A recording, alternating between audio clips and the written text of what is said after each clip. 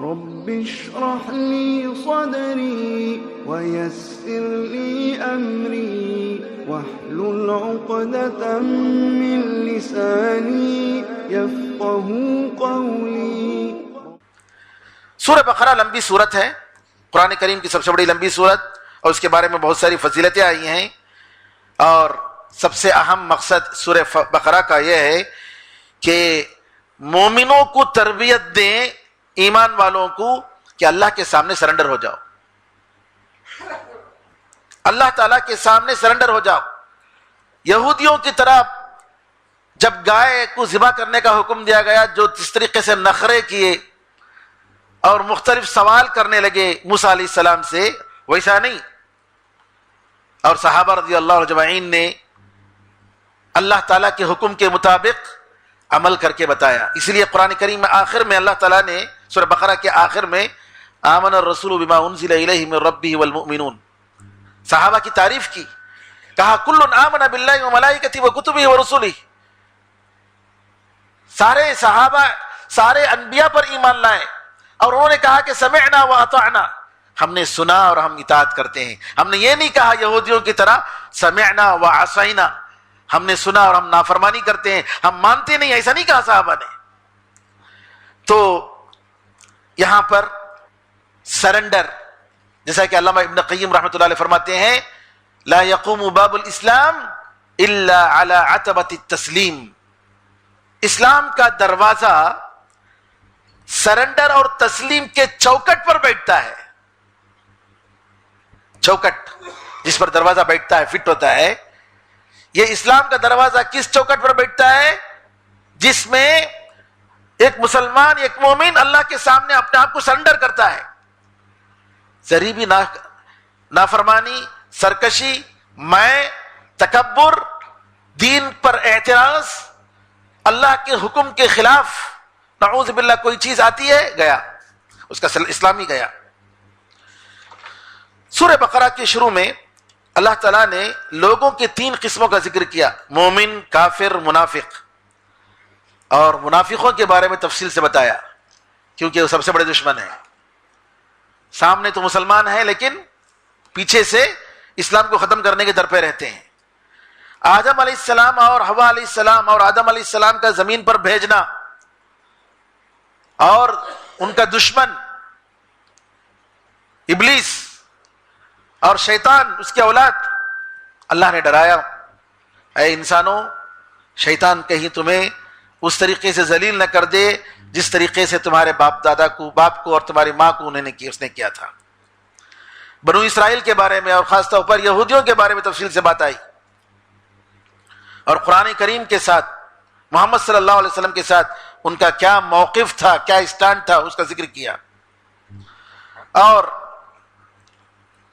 گائے کا ذکر فرمایا، اور گائے کا ذکر کرنے کے بعد یہ بتایا کہ آدمی جب اللہ کے حکم کو قبول کرنے میں شک اور شبہ کرتا ہے، شش و پنج میں رہتا ہے، تو دل سخت بن جاتا ہے.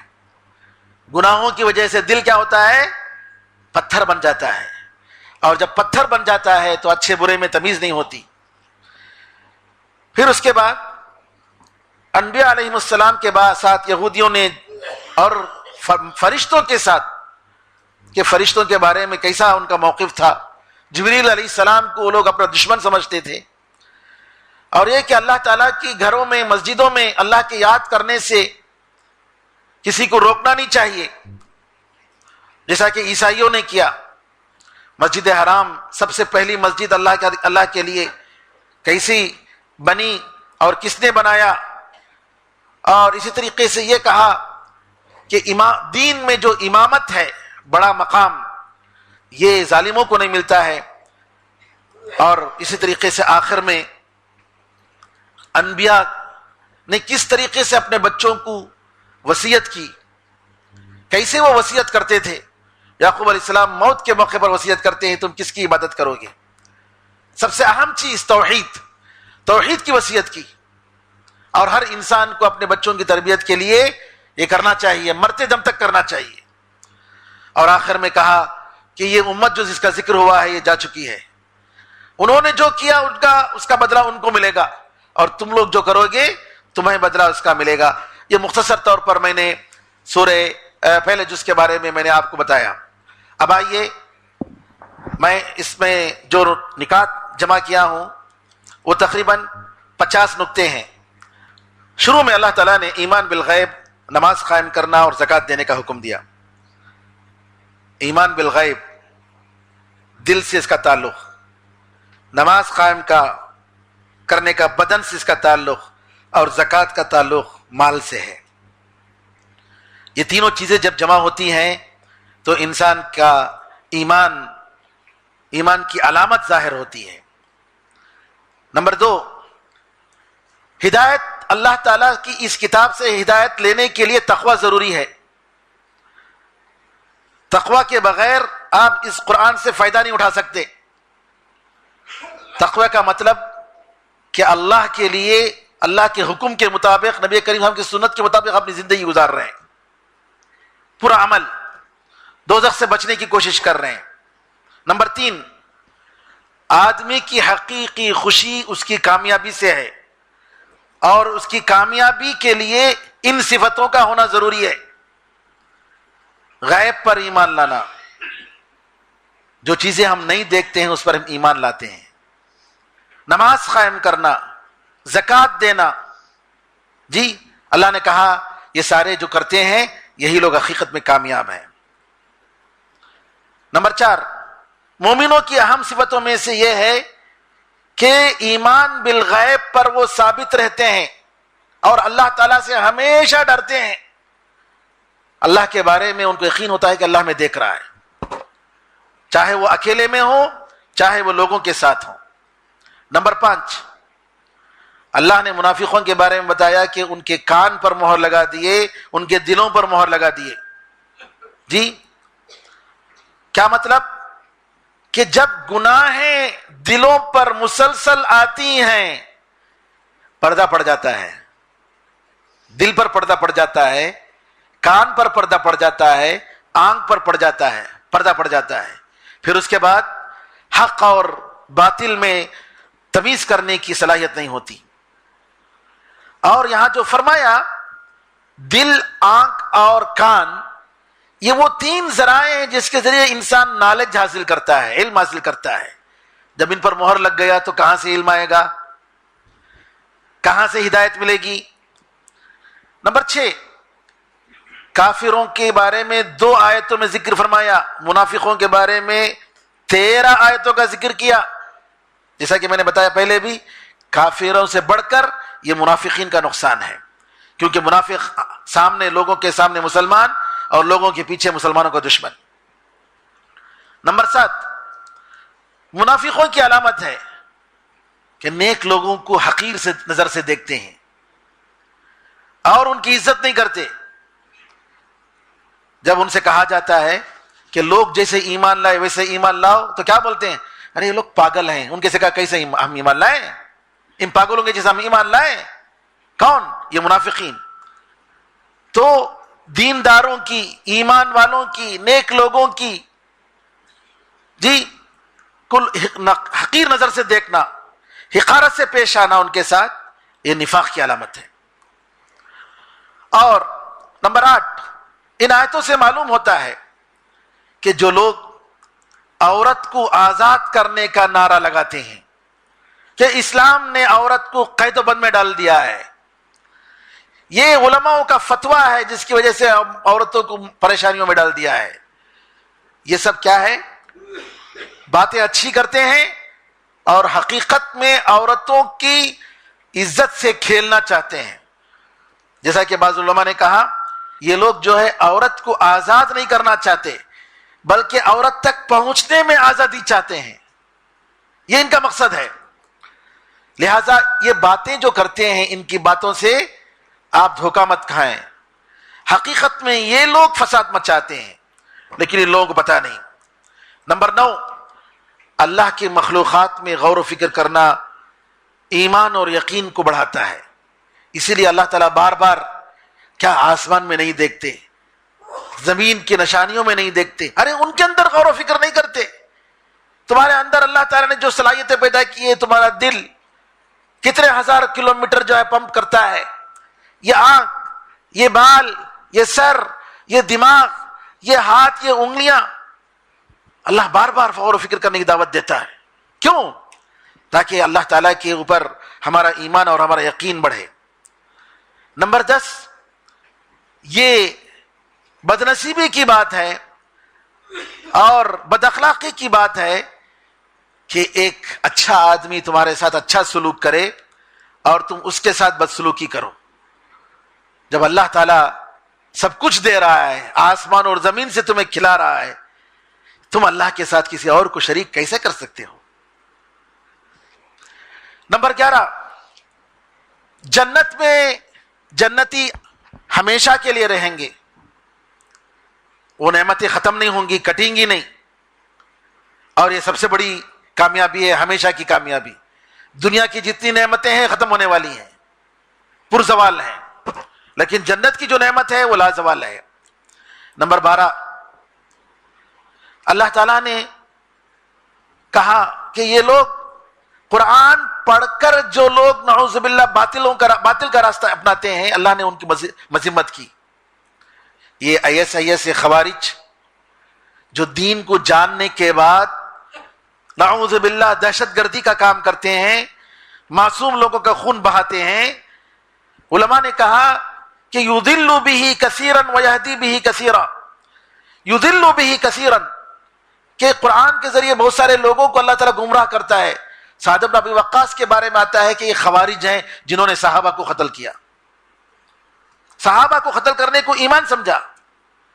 تو قرآن کریم کے ذریعے جو لوگ بھٹکتے ہیں، لا الہ الا اللہ محمد رسول اللہ کہتے ہوئے، ایمان کی باتوں پر ایمان لاتے ہوئے جاتے ہیں اور جا کر معصوموں کی جان لیتے ہیں، یہ ایک مسلمان صحیح معنی میں نہیں کر سکتا. یہ گمراہ آدمی ہے.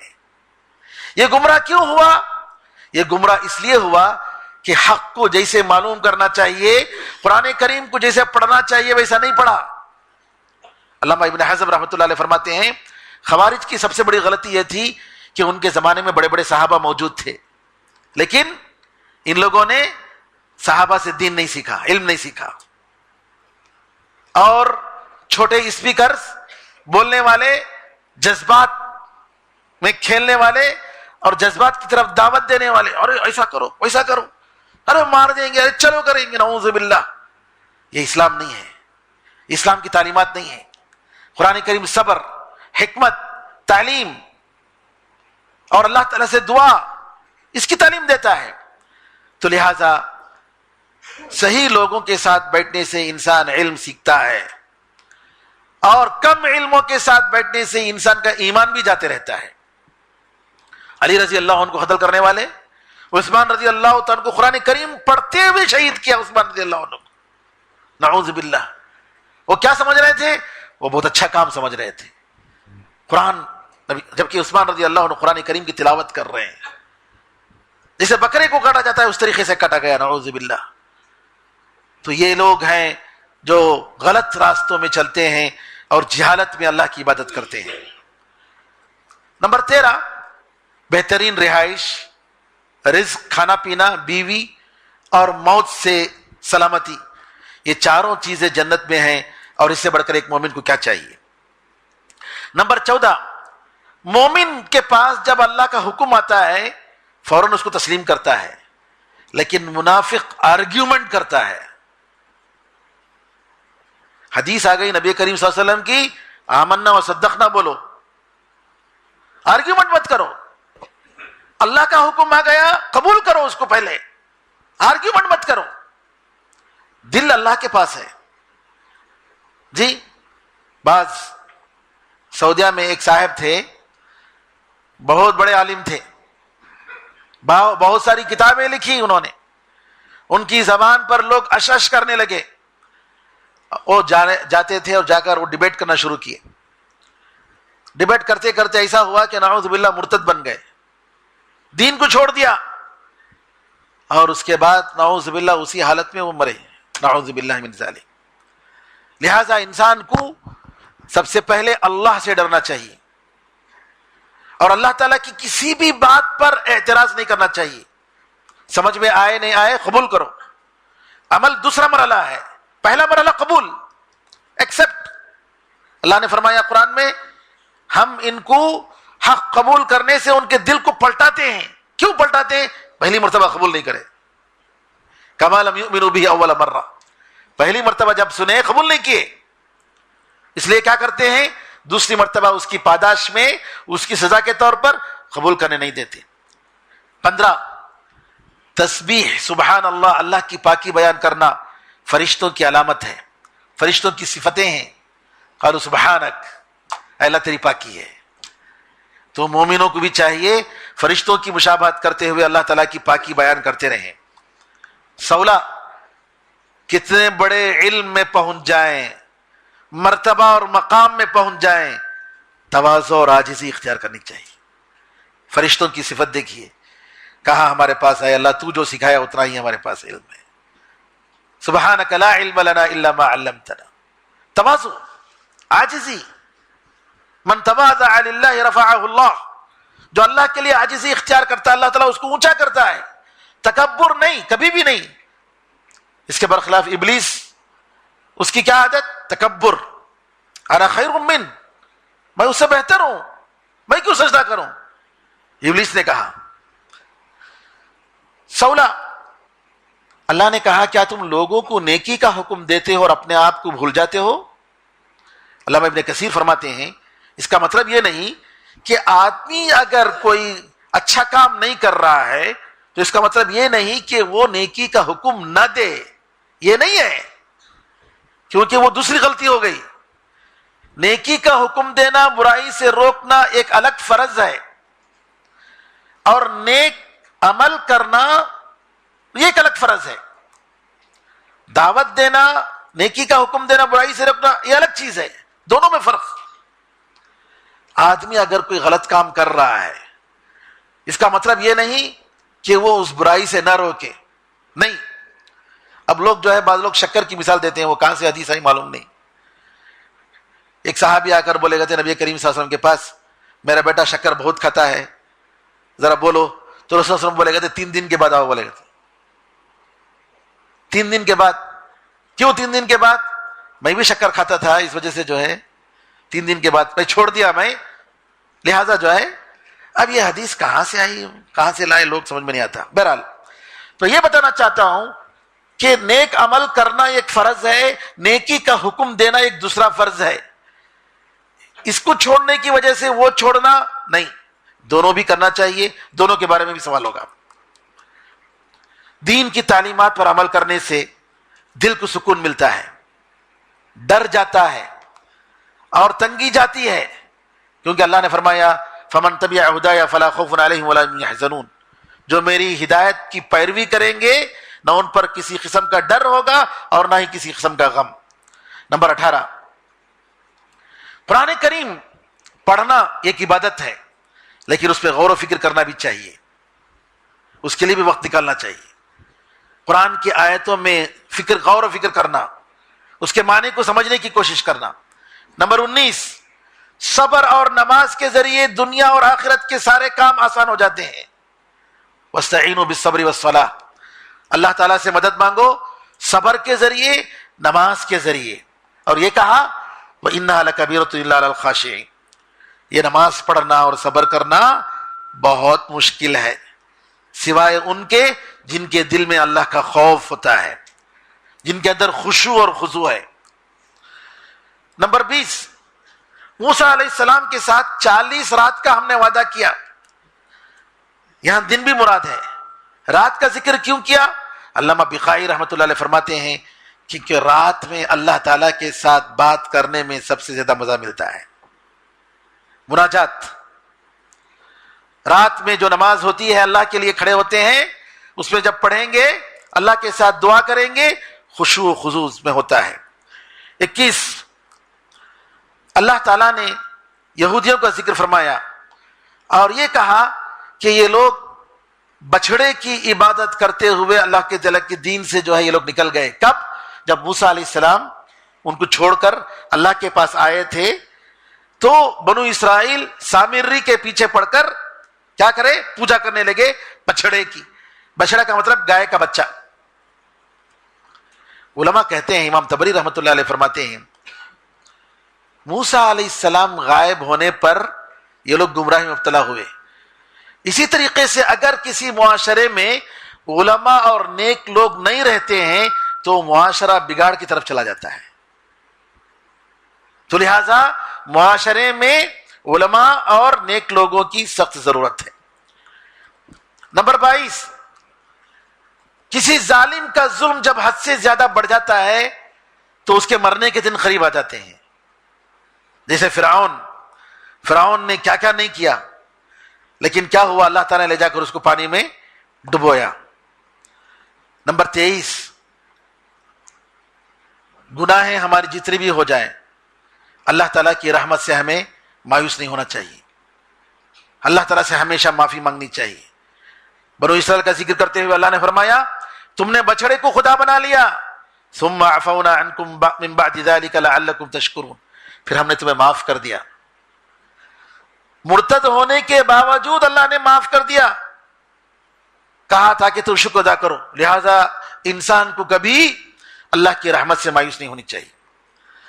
24، اللہ تعالیٰ کی رحمت کا تقاضا یہ ہے کہ اللہ تعالیٰ بندوں کو مہلت دیتا ہے اور جلدی فوراً ان کو سزا نہیں دیتا تاکہ وہ توبہ کریں اور اللہ تعالیٰ کی طرف پلٹ کر آئیں. اس لیے آپ دیکھیں گے کہ نبی کریم صلی اللہ علیہ وسلم بار بار استغفار کیا کرتے تھے. 25، آدمی کو کامیابی ملے تکبر نہیں کرنا چاہیے، تواضع اختیار کرنا چاہیے، اللہ کا شکر ادا کرنا چاہیے. جی مصر میں، فلسطین میں بنو اسرائیل کو داخل ہونے کے لیے جب وہ لوگ مصر سے نکالے گئے، سمندر پار کیا، ان کو کہا گیا کہ تم لوگ فلسطین میں جاؤ اور اللہ سے مغفرت مانگتے ہوئے جاؤ، سجدے کی حالت میں جاؤ، سجدے کی حالت میں. لیکن ان لوگوں نے نعوذ باللہ اللہ کی بات نہیں مانی. نبی کریم صلی اللہ علیہ وسلم فتح مکہ کے موقع پر مکے میں داخل ہوتے ہیں. کہتے ہیں جب نبی کریم صلی اللہ علیہ وسلم داخل ہو رہے تھے، ایک فاتح کمانڈر تکبر کے ساتھ آپ داخل نہیں ہوئے، بالکل سر جھکاتے ہوئے. کہتے ہیں کہ ایسا لگ رہا تھا کہ آپ کا سر جو ہے اونٹنی کے گردن سے جا کر لگ جائے گا، اتنا آپ جو ہے سبحان اللہ اپنے سر کو جھکاتے ہوئے نبی کریم صلی اللہ علیہ وسلم داخل ہوئے. اور وہاں جا کر آپ نے فتح مکہ کے بعد 8 رکعت آپ نے نماز پڑھی. 26، انسان چھوٹی چھوٹی غلطیوں کو جب نظر انداز کر دیتا ہے تو یہ چھوٹی چھوٹی غلطیاں کیا کرتی ہیں؟ بڑے گناہوں میں اس کو ڈال دیتی ہیں. جیسا کہ بنو اسرائیل کے ساتھ ہوا، اللہ تعالیٰ کی آیتوں کا کفر کیا، انبیاء کو قتل کیا، کیا کیا نہیں کیا. یہ سب ان کی چھوٹی چھوٹی غلطیاں تھیں، ان بڑی غلطیوں میں ان کو ڈال دیے. تو لہٰذا انسان جب چھوٹی غلطیوں سے فوراً چوکن نہ ہو جائے، توبہ کرے، اللہ سے معافی مانگے، اللہ تعالیٰ کیا کرتا ہے؟ فوراً اس کو بڑی غلطیوں سے بچاتا ہے. 27، اللہ تعالیٰ کی رحمت کے دروازے کھلتے رہتے ہیں. ایسا نہیں ہونا چاہیے کہ مومن اس سے غفلت برتے اور اس سے محروم ہو جائے. جب بھی اللہ تعالیٰ کی رحمت کا دروازہ کھلے، موقع ملے، اس سے اللہ تعالیٰ کو خوش کرنے کی کوشش کرنی چاہیے. یہ مومن کی علامت ہے. 28، اللہ تعالیٰ کے رزق کو کبھی معمولی مت سمجھو، کبھی کم مت سمجھو، شکریہ ادا کرو، اللہ اس سے بہتر دے گا.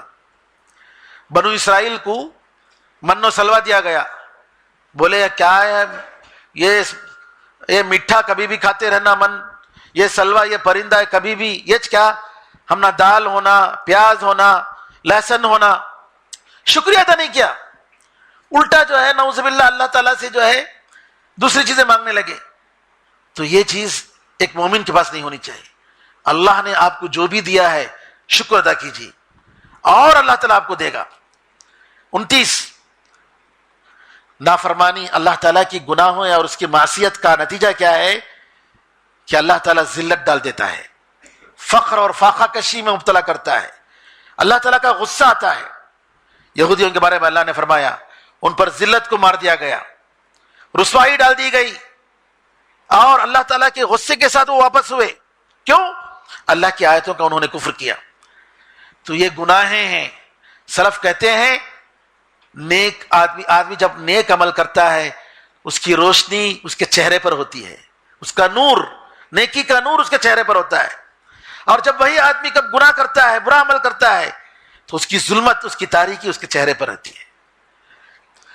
نمبر 30, قرآن ایک قاعدہ بتاتا ہے.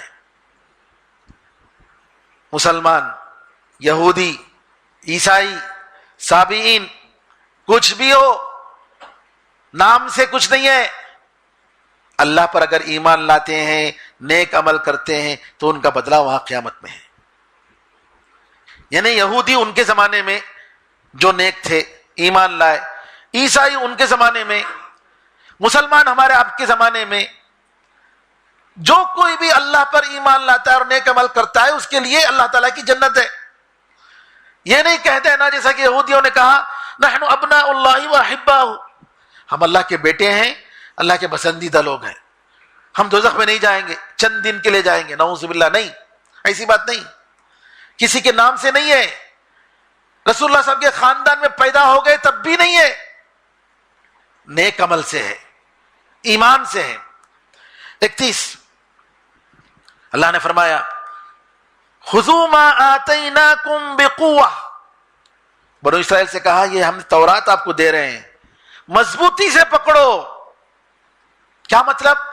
ایک مومن کو چاہیے اپنے دین پر مضبوطی سے قائم رہے, قرآن کریم کی تعلیمات پر جم کر عمل کرے, شک اور شبہ نہیں. ہوا تو کر لینا, نہیں ہوا تو چلتا, ایسا نہیں, یہ ڈھیلا پن ہے. اللہ کی رسی کو مضبوطی سے پکڑیں گے تو پل صراط پر مضبوطی کے ساتھ ہمارے قدم جمیں گے اور آسانی سے پار کر پائیں گے. اگر اللہ کی رسی کو, اللہ کے دین کو مضبوطی سے نہیں پکڑے, نعوذ باللہ, انسان کا قدم پل صراط پر مضبوطی کے ساتھ نہیں کھڑے گا, پھسل جائے گا. نعوذ باللہ, اللہ تعالی ہمیں اور آپ کو بچائے. تو لہذا علامہ ابن قیم رحمۃ اللہ علیہ فرماتے ہیں جو دنیا میں اللہ کے دین پر ثابت قدمی کے ساتھ رہتا ہے, اللہ تعالیٰ اس کے قدم کو پل صراط میدان محشر میں اس کے قدم کو مضبوط جمع کرے گا. لیکن اگر نعوذ باللہ اس کے بجائے ہر رنگ میں رنگ گیا, اور اس کے آخر میں اللہ نے کہا صبغۃ اللہ, اللہ کا رنگ, اللہ کے رنگ میں رنگ جاؤ. کیا مطلب؟ اللہ کے دین کو پوری طریقے سے, اللہ کے دین کو لے لو. تجارت میں رہے تو چلتا, خالی مسجد میں دین, دنیا کے تعلقات میں, شادی بیاہ میں سب چلتا نہیں. نعوذ باللہ. 32, انسان کو نصیحت حاصل کرنی چاہیے دوسروں کے سزا سے. اللہ تعالیٰ نے ہمارے سامنے قوموں کا ذکر کر کے بتایا ان کو سزا دی گئی, نصیحت حاصل کرو. 33, اگر کوئی شخص ہیلا بازی کر کے معصیت, اللہ تعالیٰ کی نافرمانی کرتا ہے تو نعوذ باللہ یہ اس شخص سے زیادہ گنہگار ہے جو ہیلا بازی کے بغیر کیا کرتا ہے؟ گناہ کرتا ہے. دونوں میں فرق.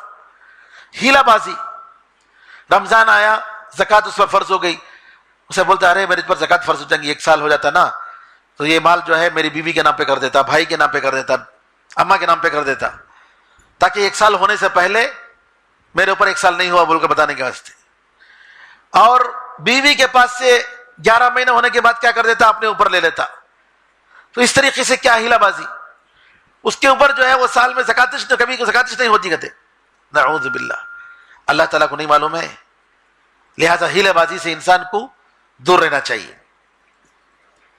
قرآن میں اللہ 34 چیز اللہ نے یہ فرمایا کہ قرآن, یہ یہودی جو ہیں بس قرآن کریم کو بس پڑھتے ہیں, سمجھتے نہیں ہیں. ان کے پاس جو ہے قرآن میں اپنی اللہ کی کتاب میں, تورات میں, ان کی کتاب میں غور و فکر کرنے کو یہ لوگ پسند بھی نہیں کرتے بھی نہیں.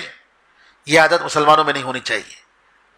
قرآن کریم کو پڑھنا بھی چاہیے, اس کے غور و فکر کرنے کی بھی کوشش کرنی چاہیے. 35, اللہ تعالیٰ نے بنو اسرائیل کو کے ساتھ وعدہ لیا، اگریمنٹ لیا، اور جگہ جگہ اللہ نے یہ فرمایا اللہ کی عبادت کرو اور والدین کے ساتھ اچھا سلوک کرو. بار بار اللہ نے فرمایا. اپنا حق بتانے کے بعد والدین کے حق. کیوں؟ انسان کو بنانے والا اللہ اور انسان کو بڑا کرنے والا اللہ کی توفیق کے بعد والدین ہوتے ہیں، اس کو تربیت دیتے ہیں. والدین کا بہت بڑا حق ہوتا ہے.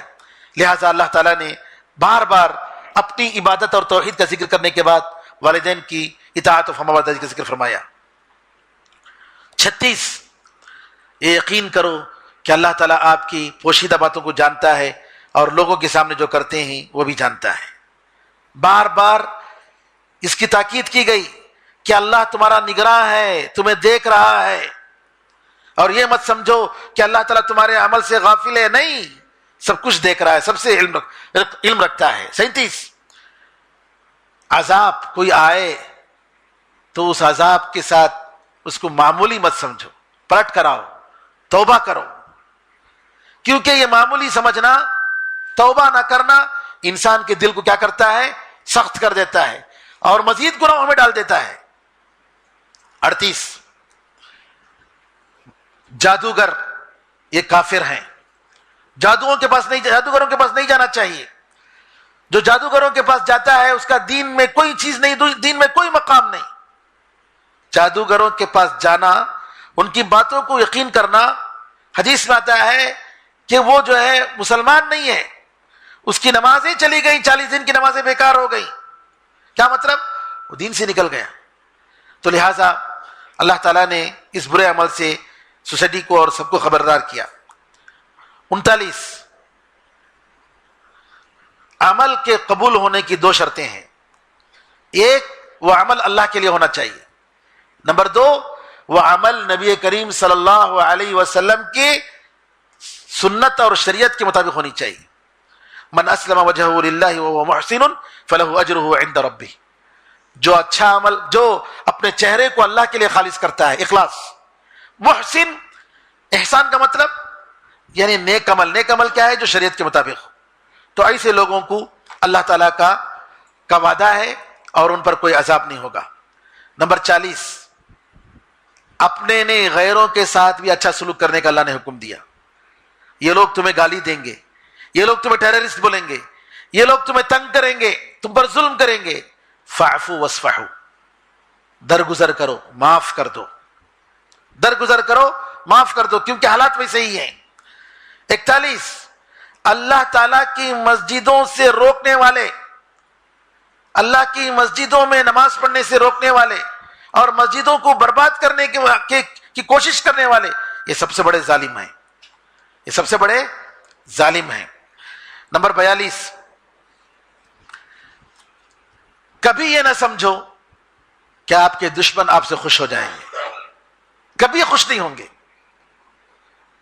آپ داڑھی نکال دیے، ٹخنے کے نیچے کپڑے رکھے، وہ جو بول رہے ہیں وہ سب سنیں، یہ لوگ اس وقت تک خوش نہیں ہوں گے جب تک کہ آپ دین کو نہیں چھوڑیں گے. کمپلیٹ فالو جب تک ان کی نہیں کریں گے تب تک یہ لوگ تم سے خوش نہیں ہوں گے. لہذا ان کے خوش کرنے کے پیچھے مت چلو، اللہ تعالیٰ کو خوش کرنے کی کوشش کرو. 43 ہدایت اللہ کے کلام میں ہے، اللہ تعالیٰ کی وحی میں ہے. ان ھدی اللہ ھو الھدی، اللہ کی ہدایت ہی حقیقت میں ہدایت ہے، انسان کی سوچ میں، انسان کے باتوں میں نہیں ہے. 44 ابراہیم علیہ السلام سارے مصلحین اور ائمے کے کیا تھے؟ امام اور لیڈر تھے، کیونکہ انہوں نے اللہ تعالیٰ کے حکم کو بجا لایا اور اللہ کے سامنے سرنڈر ہو گئے. اس لیے اللہ نے کہا میں سارے لوگوں کا تمہیں امام بناتا ہوں. جتنے انبیاء ان کے بعد آئے ہیں انہی کے خاندان سے آئے. 45 دیکھیے اللہ تعالیٰ کا عمل. شیخ بن باز رحمۃ اللہ علیہ کہتے ہوئے روتے ہیں سورہ پہلی جز میں، ابراہیم علیہ السلام اور اسماعیل علیہ السلام کعبے کو تعمیر کرتے ہیں، تعمیر کرتے ہوئے دعا کرتے ہیں اے اللہ ہماری امت میں ہم لوگوں کو مسلمان بنا اور ہمارے خاندان میں تیرے لیے ایک مسلم امت بنا اے اللہ توبہ کر، اے اللہ ہماری توبہ قبول کر لے، اے اللہ تقبل من ربنا تقبل منا، اے اللہ ہم سے تو قبول کر لے۔ شیخ بن باز رحمۃ اللہ علیہ کہتے ہیں خاص عمل ہے، عمل مخصوص، عام عمل نہیں ہے۔ کعبے کی تعمیر معمولی بات نہیں ہے، بِأَمْرٍ مخصوص، ایک خاص آرڈر، اللہ کی طرف سے آرڈر ہے، اللہ کی طرف سے آرڈر، اور خاص کام ہو رہا ہے، خاص لوگوں کو دی گئی، لِأُنَاسٍ مخصوص۔ ابراہیم اور اسماعیل علیہ السلام کو آرڈر دیا گیا، پھر بھی کیا کر رہے ہیں؟ دعا کر رہے ہیں اے اللہ ہم سے قبول کر لے۔ سبحان اللہ، یہ دیکھیے انبیاء کی خصلت، اللہ کے حکم سے کر رہے ہیں، اخلاص کے ساتھ کر رہے ہیں، اللہ تعالیٰ کے نام کی سربلندی کے لیے کر رہے ہیں، اور گڑ گڑا کر دعا کر رہے ہیں اللہ قبول کر لے۔ 46 صبغت اللہ، اللہ کا رنگ، اور اللہ تعالیٰ سے بہتر رنگ لینے میں کون ہوگا، اور ہم اس کے لیے عبادت کرنے والے ہیں۔ یعنی اللہ تعالیٰ کے دین کو مضبوطی سے تھام لینا، اس کے عقیدے کو، اس کے احکام کو، ہر چیز میں اس کے رنگ میں رنگ جانا، اس کے دین میں رنگ جانا، یہ ہے ایمان کی علامت ہے۔ 47 جیسا کہ میں نے کہا کہ اسلام کے علاوہ کسی اور چیز میں ہدایت نہیں ہے۔ ان لوگوں نے کہا کہ یہودی بن جاؤ تم صحیح راستے پر ہوگے، عیسائیوں نے کہا کہ تم عیسائی بن جاؤ تم صحیح راستے پہ ہوگے۔ اللہ نے کہا کہ بل ملت ابراہیم حنیفہ، ابراہیم علیہ السلام کا دین، ان کی ملت بالکل باطل سے مائل، کفر اور شرک سے مائل اللہ تعالیٰ کی طرف، وما کان من المشرکین، مشرکوں میں سے نہیں تھے۔ 48 کہ مسلمان کو چاہیے اپنے عقیدے کو ظاہر کرے، بولے کہ الحمدللہ انا النبی لا کذب انا ابن عبد المطلب۔ غزوہ حنین میں جب دشمنوں کے حملے سے صحابہ بدکنے لگے، نبی کریم صلی اللہ علیہ وسلم اپنے خچر سے اتر گئے، کہا کہ میں نبی ہوں، یہ جھوٹ نہیں ہے، اور میں عبد المطلب کا بیٹا ہوں۔ یہ کیوں کہا نبی کریم صلی اللہ علیہ وسلم نے؟ لوگوں کے ایمان کو مضبوط کرنے کے لیے، تاکہ وہ مضبوطی کے ساتھ لڑے۔ تو یہاں پر وَمَنْ أَحْسَنُ قَوْلًا مِّمَّنْ دَعَا إِلَى اللَّهِ وَعَمِلَ صَالِحًا وَقَالَ إِنَّنِي مِنَ الْمُسْلِمِينَ۔ اس سے بڑھ کر کس کی بات اچھی ہو سکتی ہے؟ جو اللہ کی طرف دعوت دے اور نیک عمل کرے اور یہ کہے میں مسلمانوں میں سے ہوں۔ تو یہاں جہاں ظاہر کرنا ہے وہاں ظاہر کرنے کی ضرورت ہے۔ اور اسی طریقے سے ایمان میرے بھائیوں، یہ دین کا 39 سب سے اہم ہے ایمان۔ آپ کو معلوم ہے دین کے 3 مراتب ہیں، 3 اسٹیجز۔ ایک اسلام، اسلام کا مطلب ظاہر، نماز پڑھنا، روزہ رکھنا، زکوٰۃ دینا، حج کرنا۔ اس سے بڑا ایمان۔ دوسرا اسٹیج یہ اندر کی چیز ہے، ایمان، اللہ پر بھروسہ، جی تقوی، پرہیزگاری، یہ سب ایمان، اس کا تعلق ایمان سے ہے۔ اور اس سے بڑھ کر احسان، پرفیکٹنس، کہ ایسی عبادت کرو گویا تم اللہ کو دیکھ رہے ہو۔ احسان کے 2 مرتبے بتائے، 2 اسٹیجز۔ ایک یہ کہ آپ گویا اللہ کے سامنے کھڑے ہیں اور عمل کر رہے ہیں، زندگی گزار رہے ہیں۔ نمبر 2 اس سے کم کہ اللہ آپ کو دیکھ رہا ہے، یہ تو کم از کم تصور ہونا چاہیے۔ تو یہاں پر ہمیں کوشش کرنی چاہیے ایک مومن کو کہ اپنے ایمان کو مضبوط کرے، اپنے ایمان کو تر و تازہ کرے۔ اسی لیے بار بار یہ کہا گیا اگر تم ایمان رکھتے ہو، اگر تم ایمان رکھتے ہو، اور آخر میں کہا تلک امۃ قد خلت لها ما کسبت ولکم ما کسبتم۔ یہ امت گزر چکی ہے، ان کا عمل ان کے ساتھ ہے اور تمہارا عمل تمہارے ساتھ ہے۔ یہ نہیں کہنا چاہیے پدرم سلطان بوت، جی میرے باپ بادشاہ تھے، نہیں، تم عمل کر کے بتاؤ۔ ہر ایک کو موقع دیا جاتا ہے، ہم ایسے تھے، ہمارے باپ دادا ایسے تھے، وہ چھوڑ ڈالو، آؤ آپ کیا کر رہے ہو، آپ سے کیا ہو سکتا ہے، آپ سے کون سی خدمت ہو سکتی ہے اس دین کے لیے، وہ کرنے کی ضرورت ہے۔ آخر میں میرے بزرگوں، میرے بھائیوں، دعا کرتے رہیں۔ آج پہلی رات ہے رمضان کی، اللہ تعالی ہم سب کو حسن عمل کی توفیق عطا فرمائے، زیادہ سے زیادہ عبادت کی توفیق عطا فرمائے، اور زیادہ سے زیادہ اپنے عمل کو اللہ کے لیے خالص بنانے کی توفیق عطا فرمائے۔ اللہ تعالی ہمیں موقع دے اور اللہ تعالی ہمیں توفیق دے کہ اللہ تعالیٰ کی رضامندی حاصل کرنے، اللہ تعالیٰ کی جنت کے ہمیشہ کے لیے ہم مستحق بن جائیں۔ دوزخ کا عذاب اللہ تعالیٰ ہم پر حرام کر دے، قبر کے عذاب کو ہم پر حرام کر دے۔ اللہ تعالیٰ ہر ایک سے اللہ تعالیٰ عافیت عطا فرمائے۔ مسلمانوں کو، معصوموں کو ہر جگہ اللہ تعالیٰ حفاظت فرمائے. بار بار دعا کریں، دعاؤں کے اوقات کا خیال کریں. اللہ تعالیٰ سب کو حسن عمل کی توفیق عطا فرمائے. آمین ارحم الراحمین. الحمدللہ رب العالمین. آخر میں یاد دلاتا ہوں، کشمیر سے بھائی صاحب آئے ہیں اور مرکزی جمعیت اہل حدیث سے لیٹر لائے ہیں. آپ ان کا تعاون فرمائیں ان کے مدرسے کے لیے. اللہ تعالیٰ سب کی خدمات کو قبول فرمائے. جزاکم اللہ خیر. السلام علیکم ورحمۃ اللہ وبرکاتہ.